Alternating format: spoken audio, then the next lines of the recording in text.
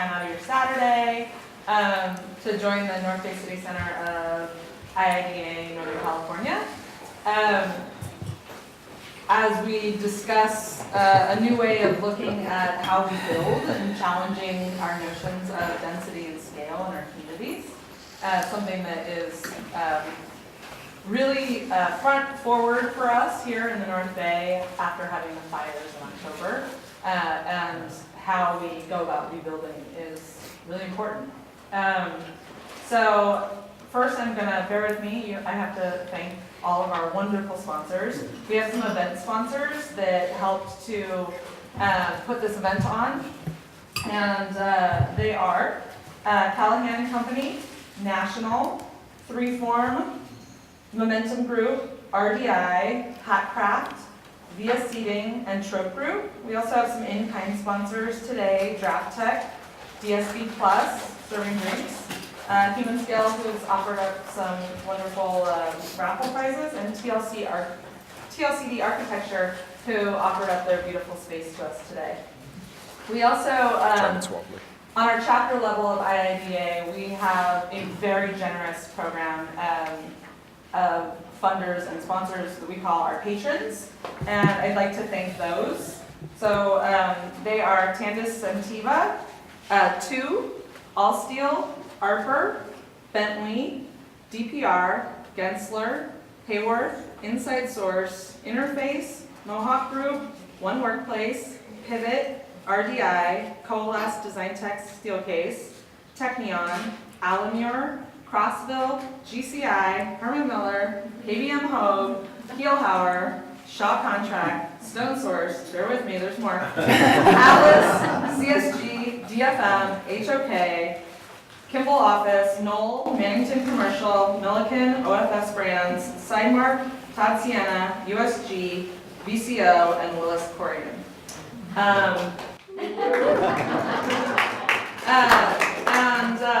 On that note, I'm going to introduce you to our moderator for the day, Aaron Jobson from QKA Architecture, well, Quattroki Quack Architecture, and he will be able to introduce you to our wonderful panelists, and thank you so much for joining us. Take it away. Thank you all for being here, and thank you for having us. As Heather said, we're here to talk about kind of housing and urbanism, and maybe kind of what it looks like in Sonoma County. Some of you, I was here last year at this event in a very different topic. And that topic is much more my normal day-to-day, which had to do with, I designed schools, so it had to do with educational design and how it impacts people. I'm here today because, as with many of us, since the fires in October here, there's been other stuff going on. So right after that, I got together with a group of other people, just community members, people that I know that were interested in doing something to help. I mean, I think we probably all had the experience of, going to drop off supplies and being turned away, or trying to volunteer and being turned away that week, and trying to figure out what we could do to help. So we ended up starting an organization called Homes for Sonoma. It's a nonprofit volunteer organization. We started on that Sunday, and are working on building affordable temporary housing for fire victims. And so we have a project moving forward that our first demonstration house, the basic idea is that we build temporary kind of villages of modular housing units that could serve as temporary housing, and then will be able to be repurposed as either affordable housing or accessory dwelling units after the rebuild period, so that the housing is permanent, but it's temporarily kind of recovery housing, but a permanent part of our housing stock. So that kind of fits into a little bit about what we're talking about today. Really thinking about how Sonoma County and Santa Rosa can evolve in response to the fires, but also just in response to the greater kind of economic forces, and remain a place that's sustainable and a place that we all want to live. I think one of the things that really kind of started me down that path was seeing a young woman kind of try to explain to the broader audience during the fires what this would mean to Sonoma County, or what this could mean to Sonoma County. Losing 5% of the homes in Santa Rosa in 4 hours, and but in a lot of ways that Sonoma County is a little bit of a tipping point, anyways. of affordability, of just sort of sustainability as a community. And, you know, what are we going to become in the future? Are we going to continue to be kind of the small community and the good place to live and work and grow up that we have been, or are we going to kind of tip more towards being, you know, a resort community?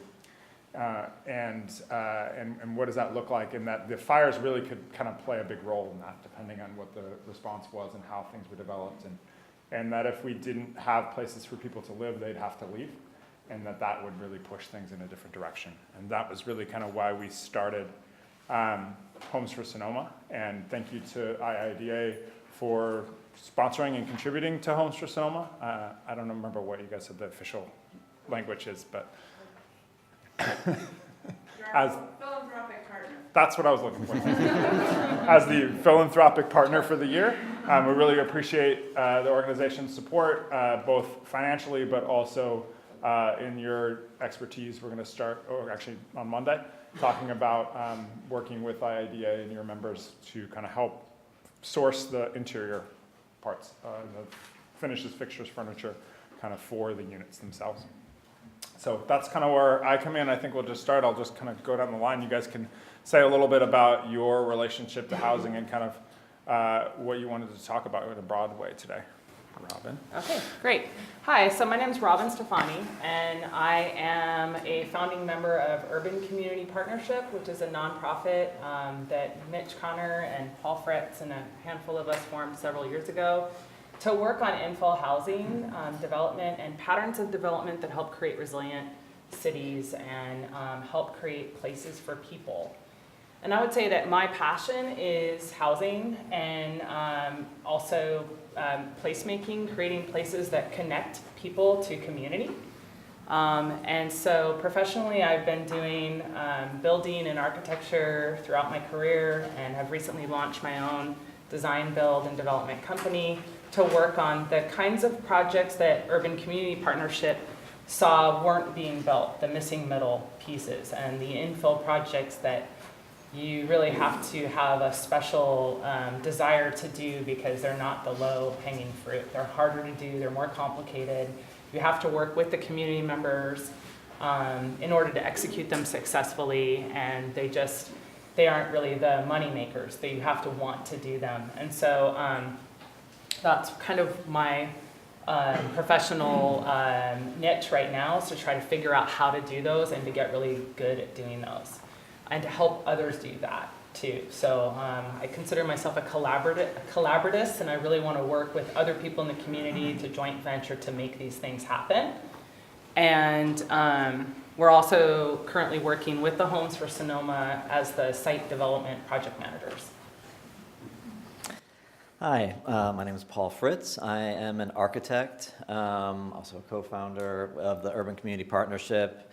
I'm a planning commissioner in Sebastopol, and I've been involved in my architecture career a lot in housing, primarily affordable housing projects.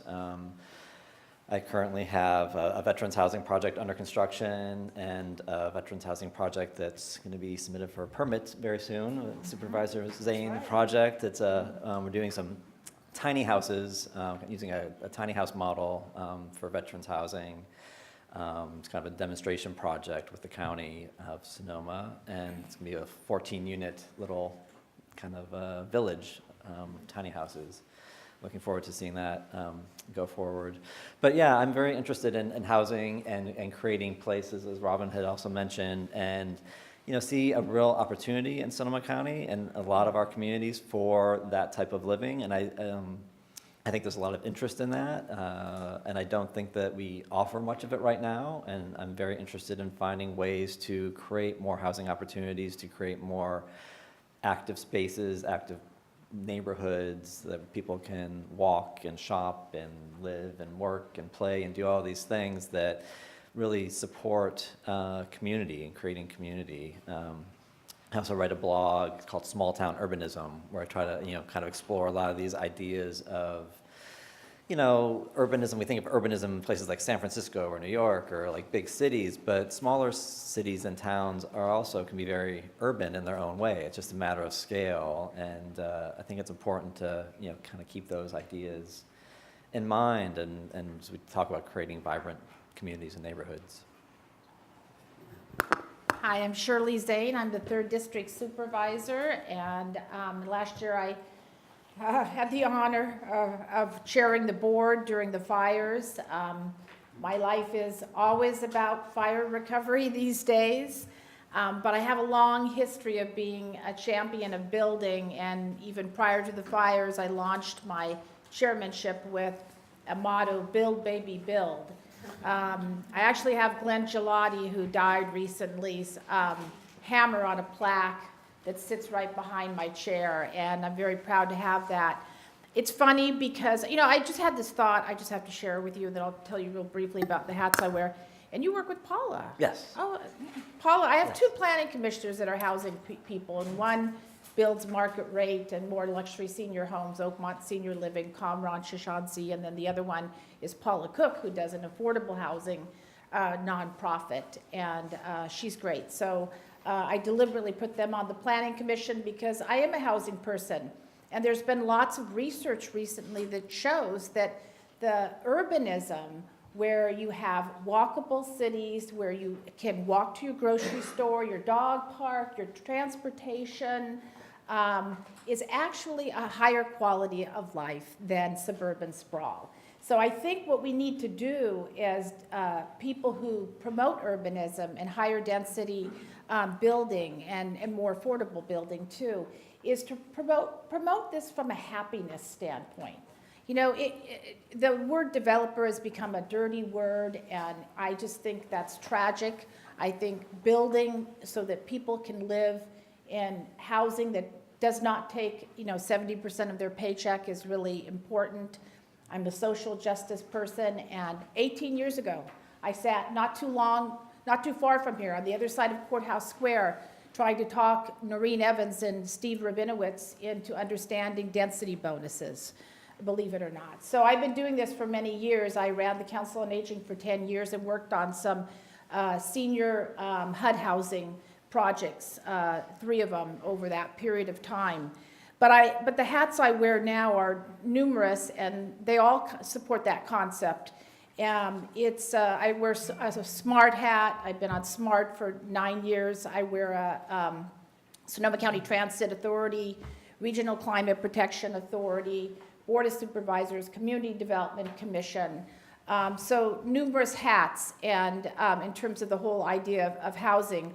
And just to give you an idea of what we lost, you know, in the fires, in the county, not the city, we lost 2,200 residential properties, and then another 1,000 additional structures, including schools, hotels, businesses, accessory dwelling units. So we really have our work cut out for you. And I figured out I probably, in my district alone, probably about 3,000 people lost their homes. And a lot of people who provide these very essential services, such as doctors, too. 1 out of 6 doctors lost their homes.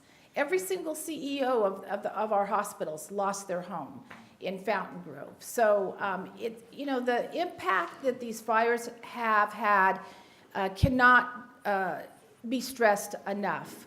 Now, I will say, again, going back to that crisis and opportunity thing, we have real opportunities right now, and to really step up and to talk about urbanism and talk about the ways that we're going to build differently. And I think all ideas need to be on the table, you know, because this is a chance to be creative. And I will say thank you to all of you, first and foremost. I've had an opportunity to speak to some of you before. The design community is so essential right now. It's not just about the carpenters and the welders and the surveyors, but the design people. You give people hope, you know, you really do. And I thank you from the bottom of my heart, and ask that you continue to be those hope bearers in our community as people seek to rebuild. I will leave it at that as my introduction, and look forward to saying more. Okay. So I kind of wanted to talk about this on a few different levels. I thought we'd kind of start with the big picture. One of the topics that I think was kind of listed as part of the CA was really thinking about some of the bigger picture sustainability goals that the state has about offsetting greenhouse gases and how development needs to play a role in that and reducing transportation usage, and that those goals aren't going to be met without that. So the question I wanted to pose is just what's the number one thing that you would like to see happen in Sonoma County development and housing to help reduce climate change? And Shirley, since you were last time, why don't you go first? Yeah, I've been working on this for a long time. I was one of the founders of Sonoma Clean Power and our Regional Climate Protection Authority. I'm also on the Air District Board. I've been on that for 9 years.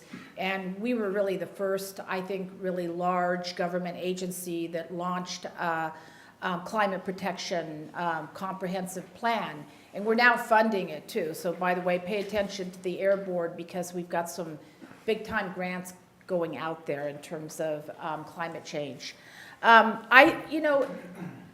It's transportation that is the number one producer in our area, about 60%, in terms of the greenhouse gas emissions. But I think the building part of it has not often been emphasized enough, and I think it's time to re-emphasize that as we build. I think that we have an opportunity to build safer, to build cleaner, to build greener right now, and we should take every opportunity. In the past, I think that sometimes it's been more expensive to build that way. And so people have been more resistant. But I don't think now, when we look at some of the $1 billion, and it is in the billions that we've lost in terms of housing, that we can afford to not build that way. So I'd encourage you to go online and look at the Air District, the Bay Area Air Quality Management District, climate change program, because I think there may be some real opportunities, again, for some grants for all of us here in Sonoma County. And it is very much about the almighty car. So our train cars are filled right now with SMART.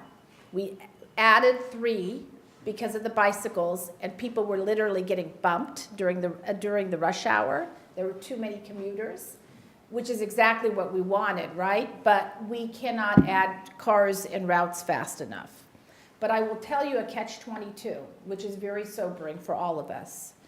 Part of the reason why we have not added more routes past 6:30, 7 o'clock is because we can't find the conductors and engineers to move here because of the housing shortage. SMART pays good wages. So that gives you an idea of what we're up against and why we need to build fast and build smarter.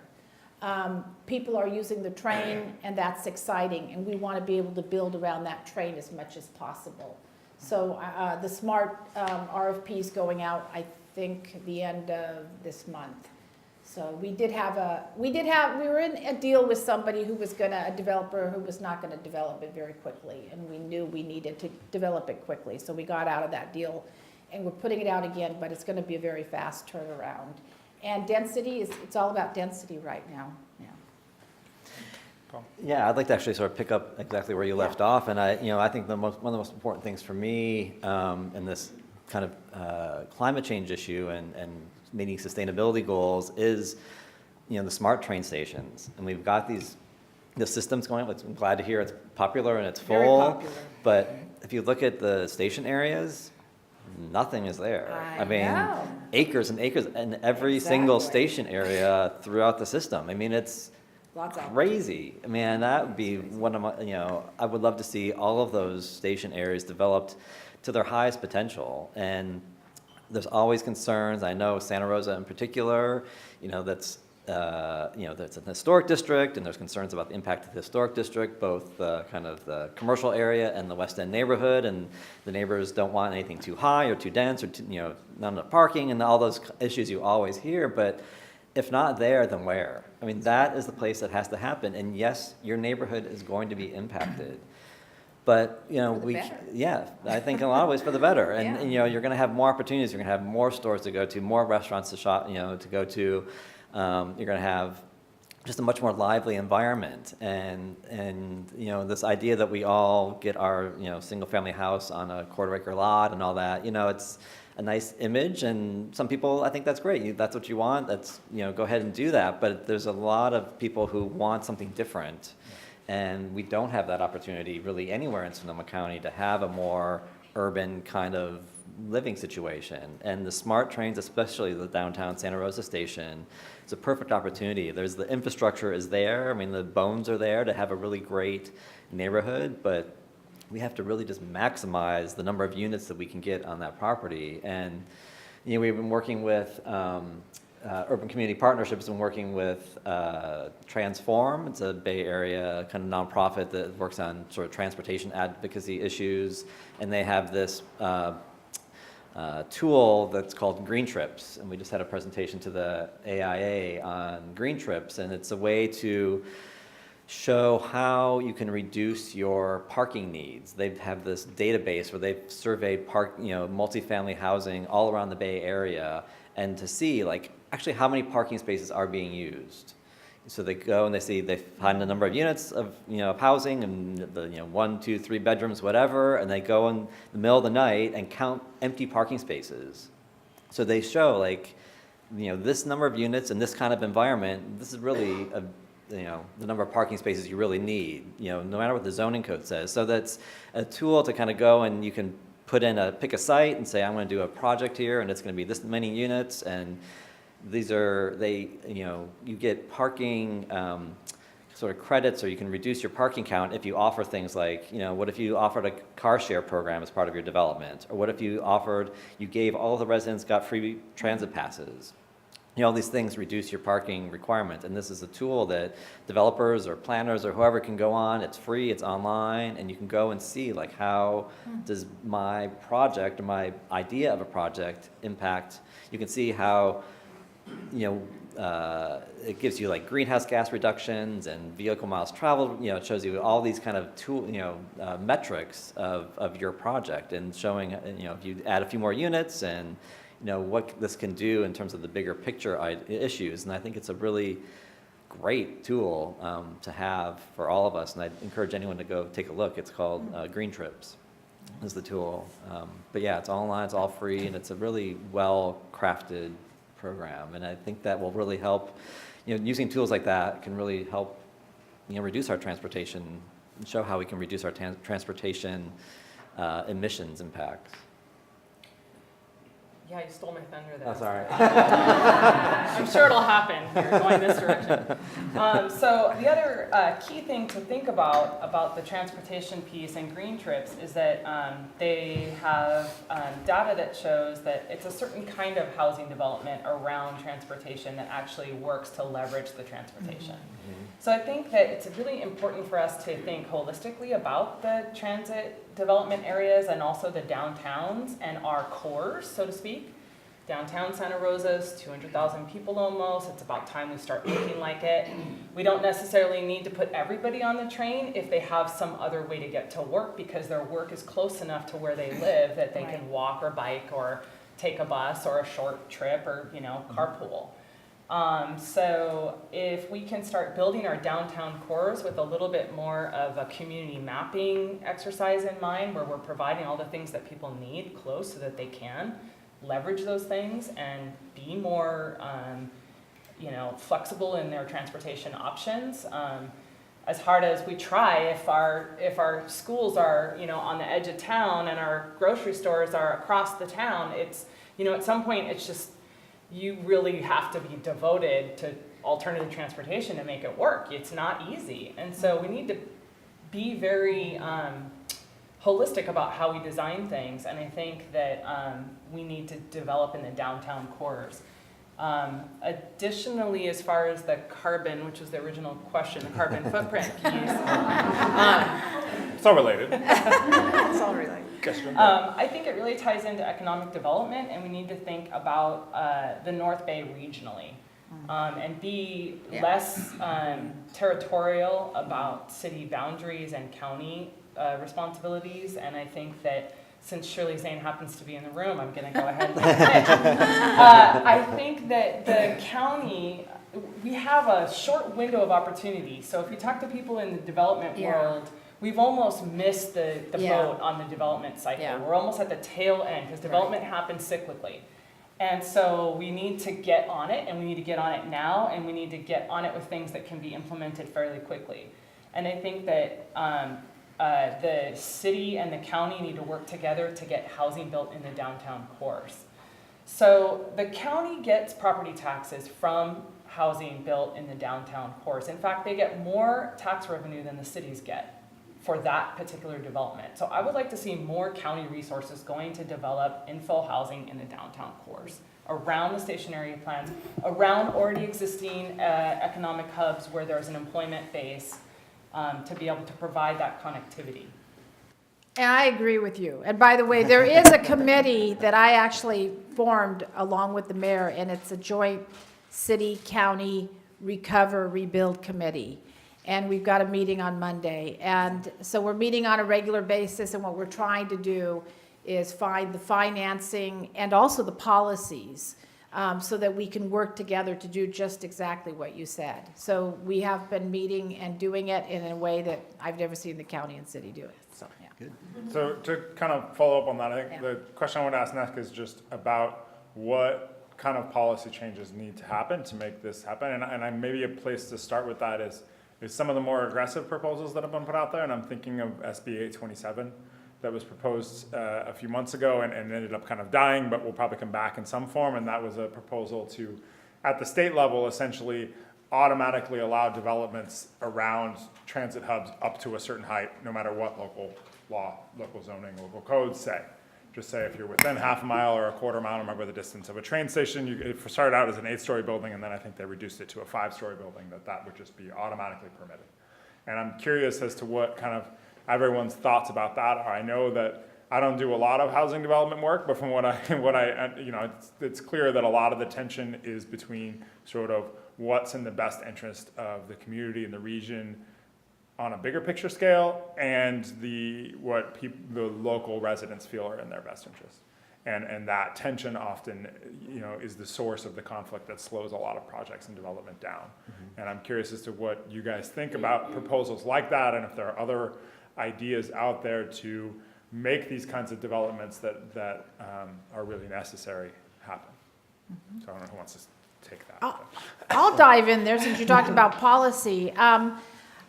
So the city of Santa Rosa did lift their maximum height to 14 stories, which is still very minimal in my opinion.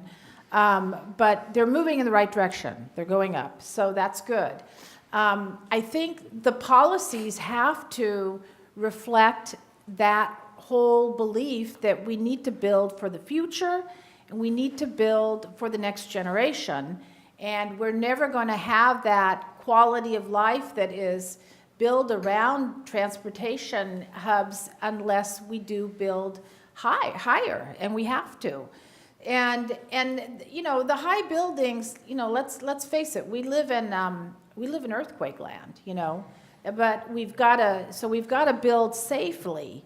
But I am more concerned about suburban sprawl and how that affected us in terms of safety-wise, in terms of the wildfires.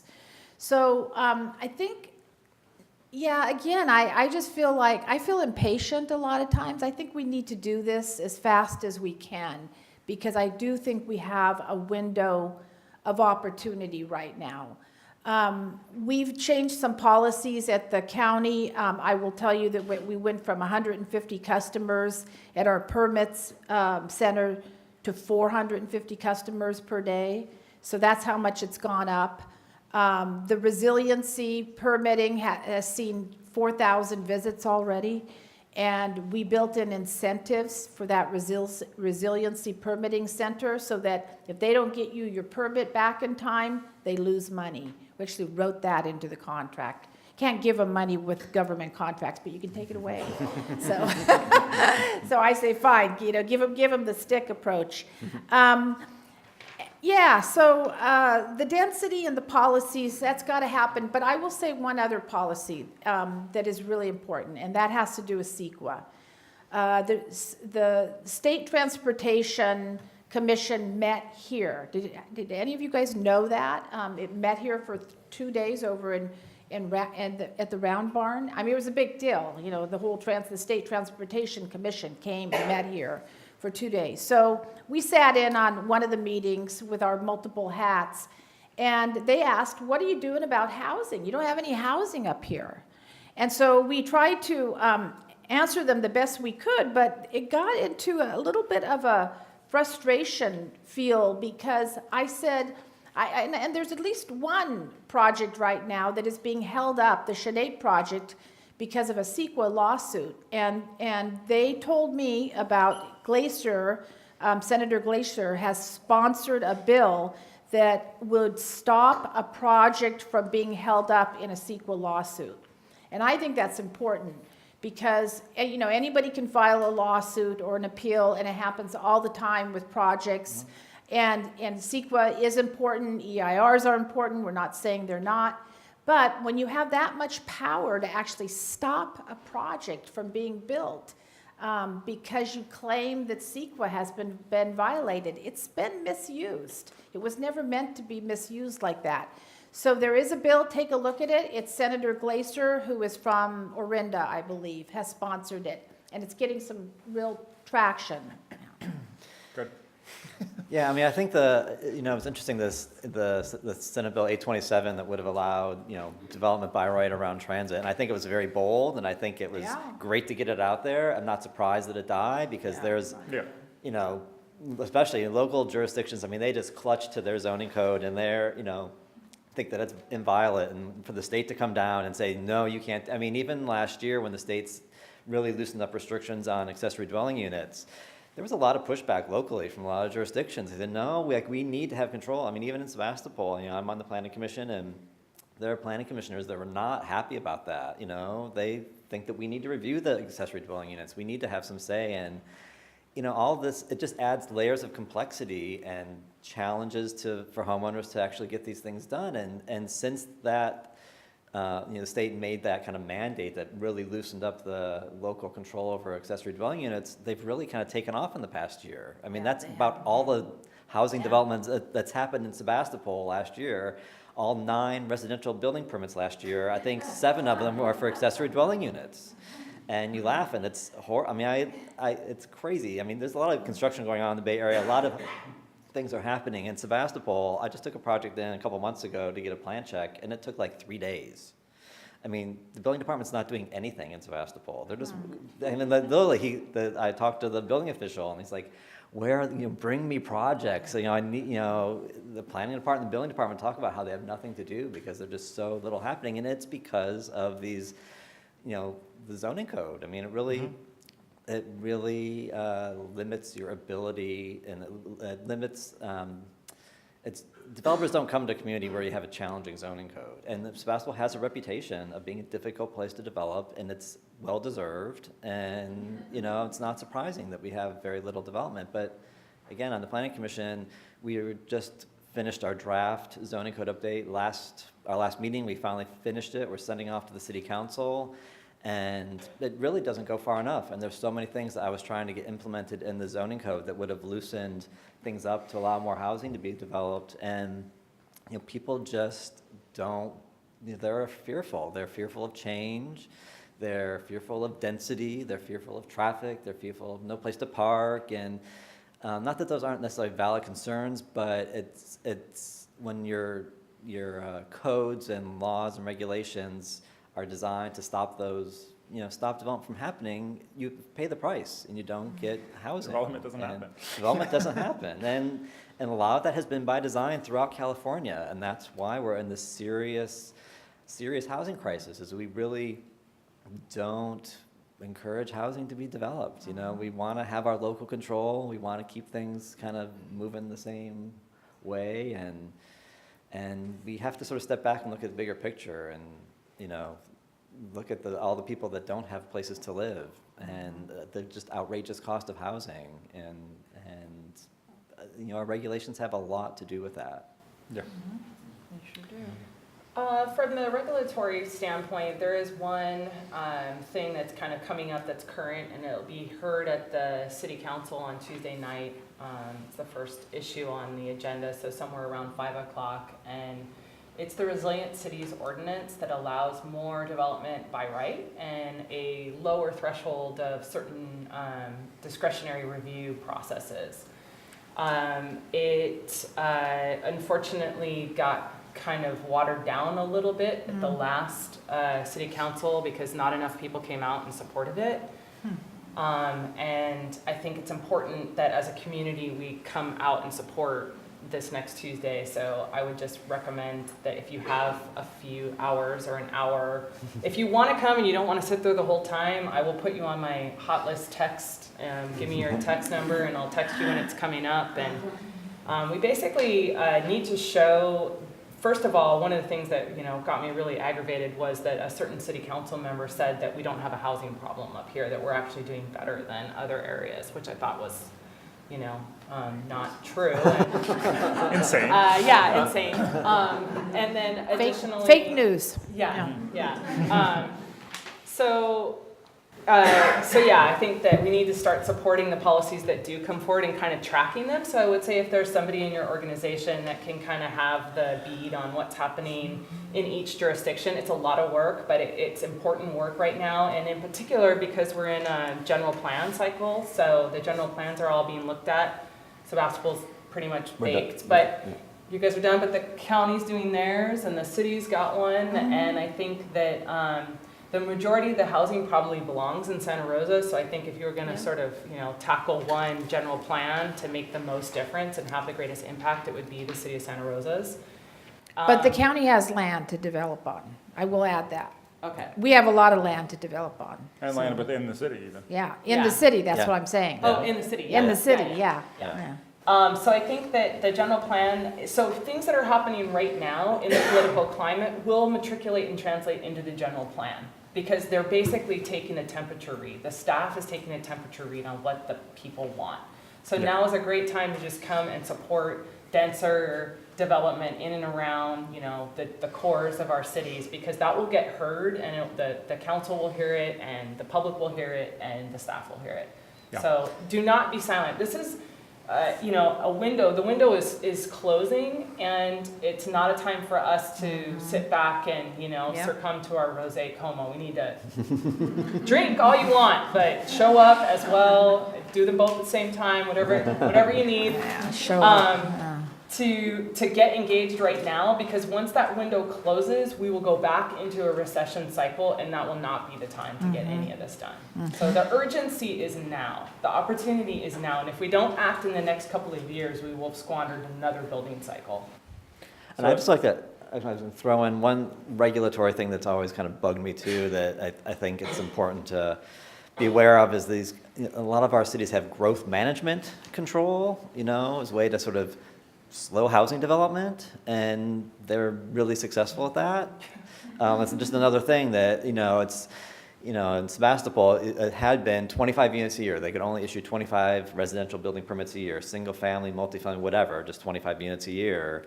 And we were successful in raising that to 50 and actually exempting the downtown core. So if you build in the downtown core, your units don't count towards that total at all. So it's a way to kind of water that down, and really Sebastopol is never going to get 50, housing units built in a year, but, it's a way to kind of help, since people weren't willing to let that go entirely, I did really just push Make to it kind so of, high that it doesn't really matter. make it high enough that it doesn't really matter. And by accepting downtown, they sort of encourage you to build in the downtown. Like if you go downtown, you can do something downtown. You don't have to comply, none of your units go towards that growth management. I don't know if Santa Rosa has one, but I know Healdsburg has one, Windsor has one, and most of the communities around here have growth management, and it really manages the growth in a way that doesn't happen.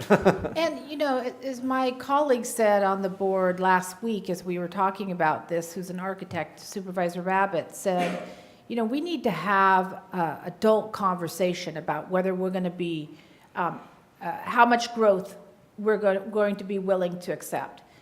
We have had a lot of anti-growth people here, But I think that's changing. And a lot of us who raised our kids here are saying, I've got 3 kids on the East Coast.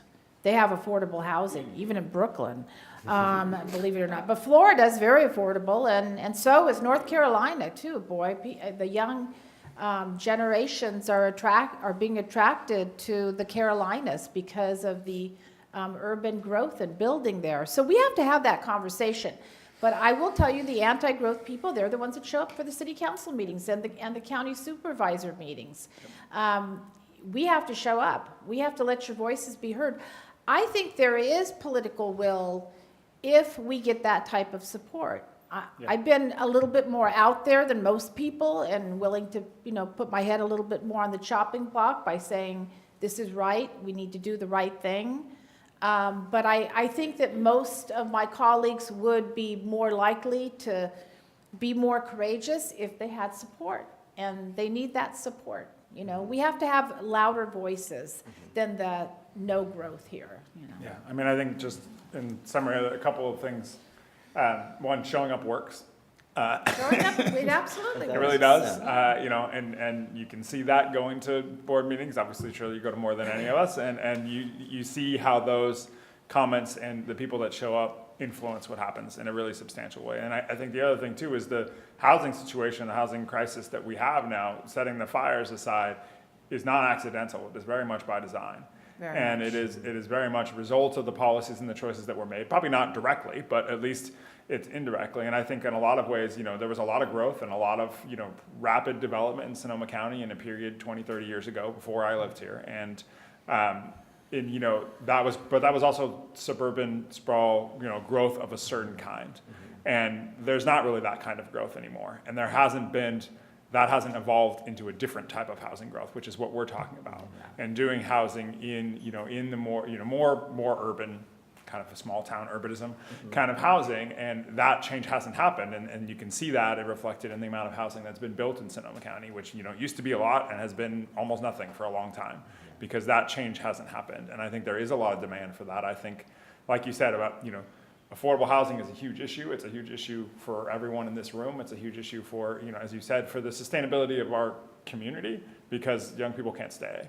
And I think that I see that. My kids are little, so they don't have to deal with that yet, but soon. But also as an employer, I mean, we have 60 employees almost in Santa Rosa, and trying to hire new people, especially younger people, is hard because it's really difficult to live here. Yeah. It only seems like a good idea if they're coming from the Bay Area, where it's like slightly less expensive. But Santa Rosa is actually is less. What's the term I'm using? Well, it is more expensive than San Francisco to live here, and it has to do with the salary ranges and the affordability of the housing. So you can say, well, it's more expensive to buy a efficiency or whatever condo or house in San Francisco or Oakland, but it's actually less because the wages are higher. So that's one of the things that we have to keep in mind, and everybody loves our area. They're all going, oh my God, it's so beautiful. I actually had a friend from college that moved here last April from Pasadena because they wanted to retire here. And then their house burned down in Fountain Grove. But I will tell you that a lot of people who were living in Fountain Grove are saying, hey, living in a nice market rate apartment where I can walk to the SMART station and walk to my job and office in the morning and not have to get into my car, that's looking really attractive right now. Yeah. So I think what Paul said earlier too is that, you'll hear people say a lot of times, people don't want to live in that type of housing. How do we know that exactly? like we don't have that. Does anyone really even have that choice? But if you look at Seattle and Portland and Vancouver, it's very clear people do want to live that way. Yeah. Well, yeah, and there was a downtown Sebastopol. There's this big parking lot right on Main Street next to Hot Monk, and the city owns that, and they were looking at ideas to redevelop that, and they just very preliminary studies and just talking about what could this be, and turning into housing would be a great idea. There's a lot of need, and it'd be right downtown. It's a big piece of property. You could probably get 60 or 70 housing units on there. But the people that came out because they were going to take away like 100 parking spaces, it was crazy, and it basically has kind of killed it. I mean, nothing's going to happen because everyone was just so up in arms about this loss of 100 parking spaces. I live in downtown Sebastopol. There's parking all over the place, all the time. It is crazy, but we just get into this. Yeah. And one of the people said, well, who would want to live there anyway? It's right next to Hot Monk. They have music at night. Who wants to live in a place like that? It's like, Sounds great. I know, like, Lots maybe of people. I mean, some people don't want to live in that environment. You Clearly can have not your, that 5 acres out in West County. That's fine. If that's what you like, go ahead and do it. But allow someone to live downtown next to Hot Monk if that's what they want to do too. Yeah. So, one of the things that we've been involved a little bit with on the Homes for Sonoma side, and that Robin, I know you're involved with a lot, is that, one of the ways that we can really somewhat rapidly densify the infrastructure that we already have is through accessory dwelling units. And so maybe we can talk about a little bit about that, because that's also something that individual people can do. Yeah. And it's a way, very realistically, to double the density of the community that we have without really changing the character of it either. And to do that on a small, one-on-one scale, which is kind of part of why I think it's an interesting and good strategy, but also part of what makes it difficult. Mm-hmm. Yeah, I'll start. So recently there have been some policy changes that have really been game changer in the accessory dwelling unit, which is basically a granny unit. And also garage conversions or separating part of your house into a junior accessory dwelling unit, like a room for rent with a kitchen and a bathroom. And so we've been kind of watching that and working on that from the background, Urban Community Partnership, and supporting people that have been working in Sacramento and encouraging these kinds of changes. And they finally come to pass since January. So it's a new day for accessory dwelling units and granny units. And I put that out there because pretty much every other day I talk to somebody who still thinks they can't do it. And now they can. And part of the 2 things that have changed that make it significantly different are the parking requirements. If you're in or near transportation, your parking requirements are not the same as they would be if you're out. Zero, yeah. And then also the setbacks. Sometimes people wouldn't have been able to do it because the setback was too exclusionary and they didn't want the accessory dwelling unit sitting smack in the middle of their backyard. However, they would consider accessory dwelling unit towards the edge of their yard, more like in a historic pattern of development that we see throughout Santa Rosa's historic neighborhoods. So we feel that this is probably the thing that is going to allow the greatest number of units to be built. And these units are affordable by design because they're small. And so they're affordable, they're reusing existing infrastructure, they're helping to create the fabric of a community, and I just can't strongly recommend them enough. And I think, like you said, there's something that all of us either have the ability to build one of these units or to encourage somebody that we know to build one of these units. The permitting process is still, we're still sort of testing that. We're in our first batch of these in the city of Santa Rosa and the town of Windsor.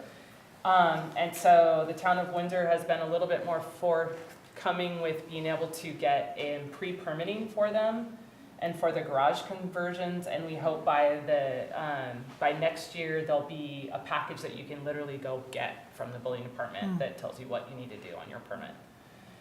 So we're trying to remove the barriers for permitting and the costs associated with that for things that are very cookie cuttery anyway, and there's only so many ways you can do it, and the building department seems to be, at least so far, flexible on that. So I can't reinforce it enough. Do it. If you know people that are trying to retire and they can't because they're not quite there yet, this is a way for them to be able to fund their retirement. It pretty much doubles your retirement package if you look at it over the life of your retirement. It gives you flexibility where you could stay in your own ADU and rent out your house and go travel. There's just so many reasons to do it. We changed a lot of policies, literally, at the county. We were in the process of changing some of them, but we changed them a lot faster after the fires. So it's a pretty easy permit to get. I mean, it's really, I think it's seamless from what people have been telling us. And one of the things that we've been talking about, and I met with a consultant for Habitat for Humanity too, the other day, and one of the initiatives they're taking is on the rebuilds, you can build your accessory dwelling unit first. and build faster, have a place to stay while you're doing your rebuild. And so that's something, and even using modular units too on those rebuilds.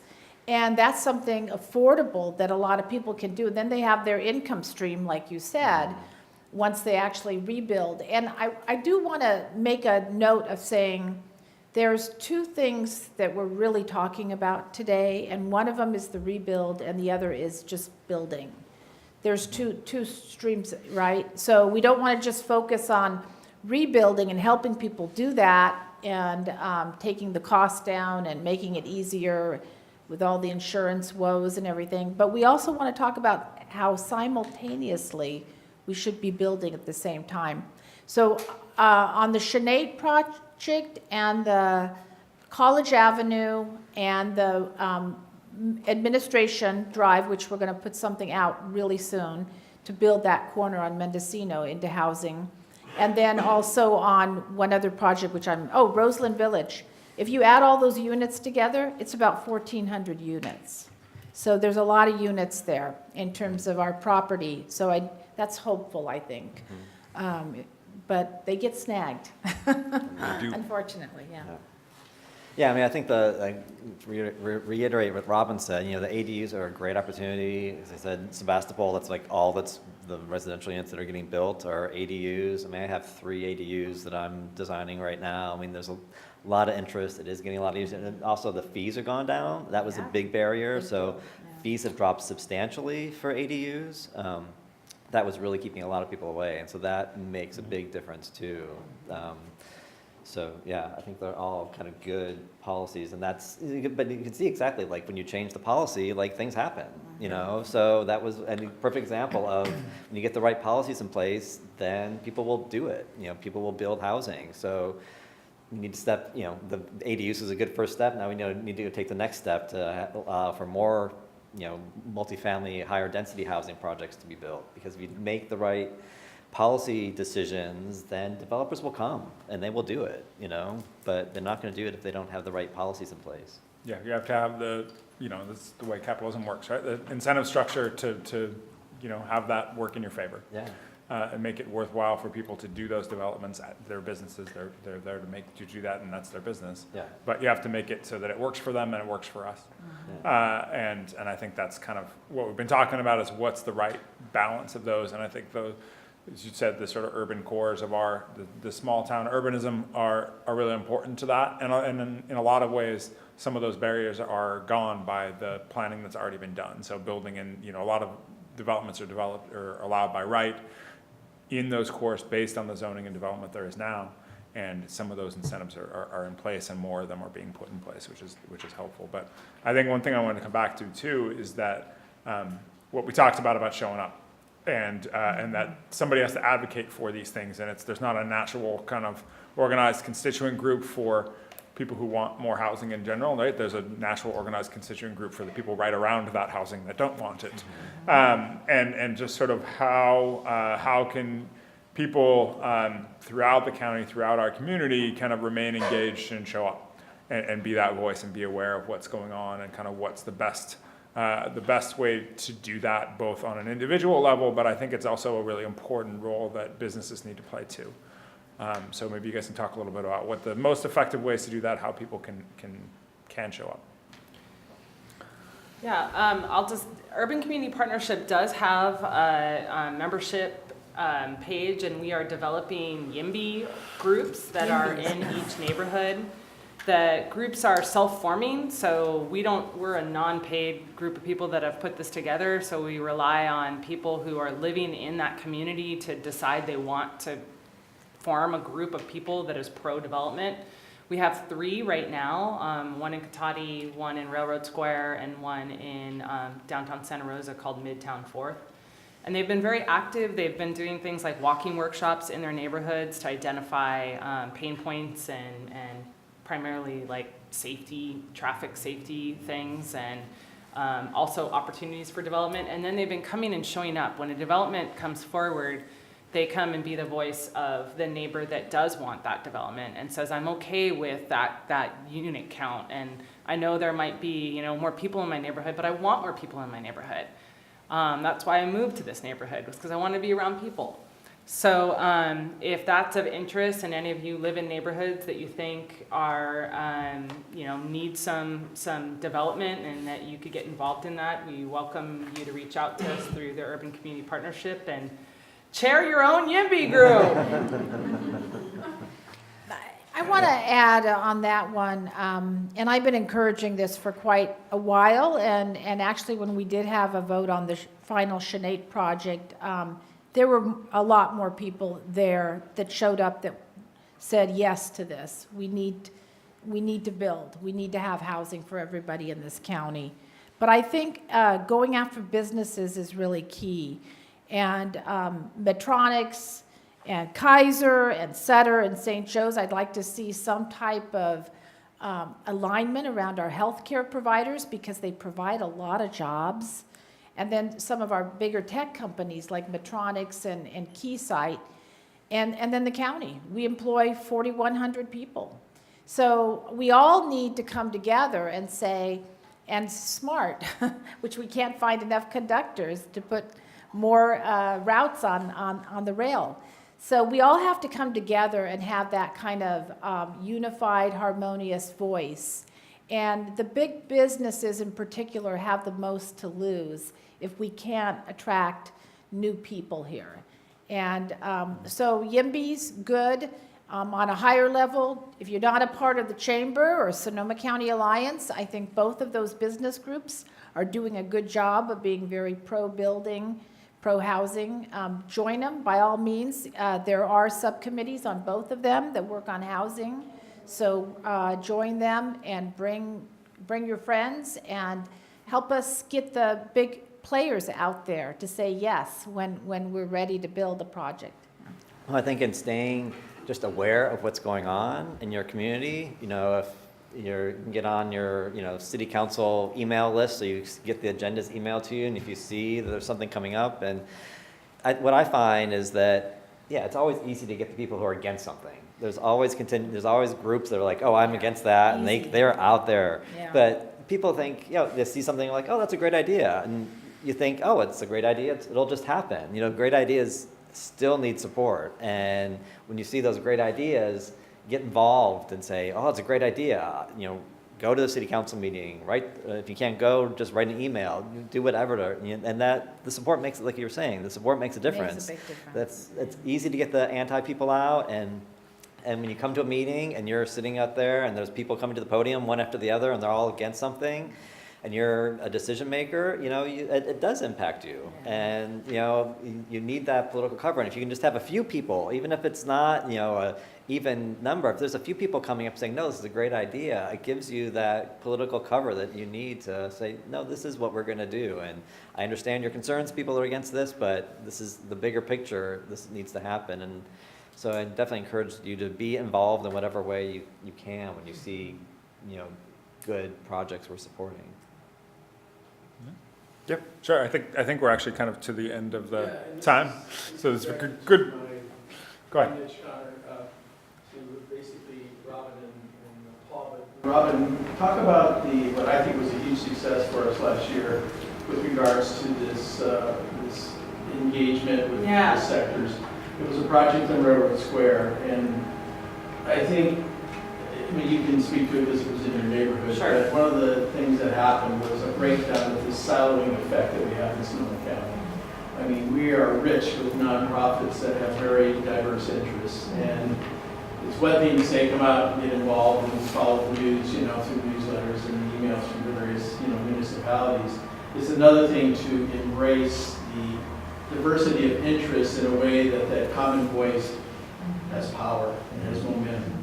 And maybe you can speak to this project that it was a great moment in Santa Rosa and the council. It was. So we've been working for a number of years. Like I said, one of the things that we did was early on identified the shared values of around the transit-oriented development. And we identified organizations that are typically sitting on opposite side of the bench when it comes to development, and that we started bridge building, that you have a shared interest in development around the TOD. And it had to do with the community separators coming up for renewal for a vote.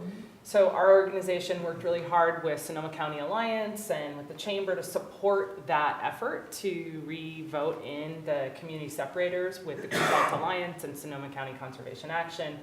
Through that relationship building, we kind of broke down some of that siloed effect that Mitch was talking about. And we said, okay, now we've defined our cities. We've put a line around our cities. That means that everything inside that city should be fair game for development. And we need you guys to understand that you're limiting the amount of built space, which is great, and we agree with that. But then if something comes up around the TOD in the station area plan, we need you to show up and support that, because that is as crucial to protecting open space as the community separator is. The Greenbelt Alliance does that in the Bay Area, but for some reason up here, there's just very no growth. So they're actually considered developers in the Bay Area, but up here they're considered no growth. And so we brought the Bay Area Greenbelt Alliance up here to educate their own people about why we need infill development and what you get when you do infill development and why we all believe in it.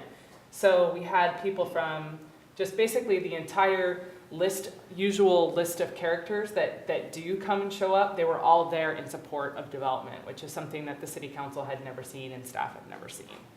Well, That's what we kind of need to do around important projects that we believe in. We need to rally around them, and we need to rally around them now. Yeah, and so that specific project, which is the Turk, what's it called? Winery Village Winery Apartments. Village or something, yeah, across from the Round Barn. And that ended up getting a Greenbelt Alliance endorsement. So they will endorse projects that they feel support their mission, which is to preserve the open space, the Greenbelt Alliance preserve open space, but they will endorse projects that are built around transit and walkable neighborhoods. And they only do like 8 or 9 projects a year around the whole Bay Area that they endorse. And by bringing them up here and showing them this project, we got it on their endorsement list, and they went through their process and they endorsed it in the end. And those endorsements do make a difference for political decision makers. When they see Greenbelt Alliance endorse this project, that again gives them some political cover to then say, yes, let's go ahead and approve the project. And I think that was instrumental. Yeah, but that was basically driven by the West End YIMBY group. So again, we're not trying to tell neighborhoods what they should say yes to, but if they come to us and ask for our help, we will help them. There are YIMBYs in the West End? Yeah. Yeah, okay. Robin's one of them. Yeah. Oh, good. I'm glad to hear that, since I do represent the West End. I hear a lot from the NIMBYs. That's So great. your organization has a membership base, and I mean, a letter from your organization Yes, will pull weight. that's because true. you are a voting Yeah. constituent. That's So right. For sure. keep that in mind. Though we, as elected officials, we do read those letters. Or at least So, the letterhead, right? yeah. At least They the said letterhead. yes. Yeah, we do read the letterhead especially, yeah. But like for the cannabis zoning cultivation, for example, we had, I think it was about 300 emails from neighbors in rural areas. Most we've ever seen on any land use issue. And I mean, I went through the Dutra asphalt plant. That was hell. 5 times. I voted against that 5 times, by the way. I was the only vote. But really, people, we do listen to that. So when you have 250 people living in these rural neighborhoods that are saying, hey, the pot farms have totally ruined my quality of life. We pay attention. And so what we did is we said, okay, you can't cultivate in a rural residential or residential ag zone or an AR zone. And now we're sitting back and looking at it again because it didn't necessarily meet everybody's needs on that in terms of the neighborhoods. So do write the letters, and especially from your associations too. And create projects. I want everybody in this room to be a Create developer projects, yeah. of something. I mean, I'm- anything. You know that plot on across from, not Starbucks, Berkeley, Pete's, Oh, I don't go to very often. You can tell, Pete's on Administration in Mendocino. Yeah. It used to be a Christmas tree lot, and Yeah. now just people are parking their cars there. I think that's a lot of Kaiser employees. We're gonna develop that for housing. So start thinking about that. We're gonna put something out there soon, and I hope I could say that, but since I've been pushing this for a long time, I'm gonna say it anyway, so we're gonna put that out there, think about that. 'Cause that's Other a- questions? Yeah, Deb? So do you guys find the fires, or I guess basically any disaster in this area creates people not wanting to live here? Or is it giving people more opportunity to live here, or? People are, exodus is happening right now in my world. There's been about 40% that started going to the neighborhood groups that are saying they're not gonna rebuild. And employers are saying we're losing valuable recruits because the housing, there's such a shortage. Yeah, I don't know, the fires, I think it's an indirect impact, I guess, right? It's not like Yeah. people are leaving because they think there's gonna be another fire. Yeah. They're leaving more just because the fire is impacting the housing situation more. And so that exacerbates the problems we had already. And then people, even if they want to move here, they're just where they, Where they gonna it's- live, yeah. The housing, it's, unfortunately, the fires have made the cost of housing go up even higher than it was before and was already too high. So it just, again, if I just sort of made everything magnified, it made everything so much worse. I still think we're in a desirable place and people still want to live here. Oh, yeah. Yeah. But, Different. It's hard. it's gotten So much true. more difficult. Yeah, I Do think you- it's also created some opportunities for changes in policy too. Yeah, And I think it has sort absolutely. of lubricated some of those levers, if you will, too, and hopefully that will have not just a temporary impact, but a longer term impact too. Yeah. Yeah, when your average house goes for $660,000, that is cost prohibitive. And I don't know about you guys, but I, at least once a week, I read the real estate, because I want to see what's out there. And it's really hard to find anything under 600. Yeah. So how much housing do you have to build to bring it down below that? It seems like we could build a lot, and it's not really going to bring the cost down. It's just going to bring more. Yeah, More well, it is units a into supply the and market. demand issue, though, and it's also smaller, square footage, too, in terms of how people want to live as they age and age in place, or younger people who, again, want those transit, walkable, urban neighborhoods. We were at about 2% vacancy rate prior to the fires, and we lost about 51, between the county and the city, 51 residences. So you figure 2.3, you're looking at, about 15 to 17,000 people lost their homes. It's a lot of people. So, if you just do the math, I'd say if we built 5% more than what we were building and kept the stuff that did get lost in the fire, we might be in a situation where we could drive some of the housing costs down. But it is a supply and demand issue, and we've seen that very clearly in the last 6 months. Well, I think part of the problem is that we're so far deep in the hole. Yeah. Yeah. If we had been kind of keeping up relatively With close, our Building, population. we yeah. wouldn't need to have so many, but we are so far down in the hole that it's going to take a significant amount of housing to make a substantial dent. But, the alternative is, we don't do anything and we keep going along as we are, and it's just going to go up and up and up. So, anything we can contribute, I think, has a positive impact. But we are, and this is not just Sonoma County, and this is the state of California. I mean, the state of California is so deep in the hole in terms of housing production that, anything we can do to let the floodgates loose, I think is good, but it's going to take a lot to We bring don't want costs to down. become Marin County. I'll just say that. I think, There's no housing there, and guess what? You want to guess the most popular route in terms of jobs on the SMART train? It is the airport SMART station to downtown San Rafael. Because people who live up here because the housing's more affordable, but they have jobs down in Marin. So actually, if Marin County jobs or Marin County businesses should come up here and build housing, they'd be smart.